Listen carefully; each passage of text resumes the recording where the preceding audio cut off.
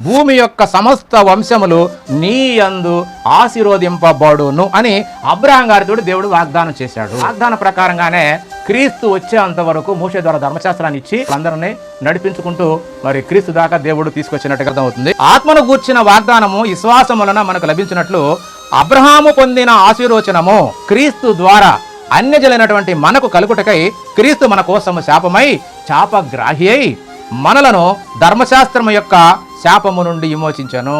కనుక మనకు ధర్మశాస్త్రముతో పని లేదు. కాబట్టి మనము కృపచేతనే యేసుక్రీస్తు ద్వారా మరి దేవుణ్ణి చేరగలుగుతున్నాం. కాబట్టి క్రీస్తు ద్వారానే అబ్రహాముకి ఇచ్చినటువంటి వాగ్దానాన్ని మనం పొందుకోగలుగుతాం. అబ్రహామునకును అతని సంతానమునకును వాగ్దానములు చేయబడెను. ఆయన అనేకులను గూర్చి అన్నట్టు నీ సంతానములకును అనక అని చెప్పక ఒక్కని గూర్చే అన్నట్టు నీ సంతానమునకును, ఆ సంతానము క్రీస్తు.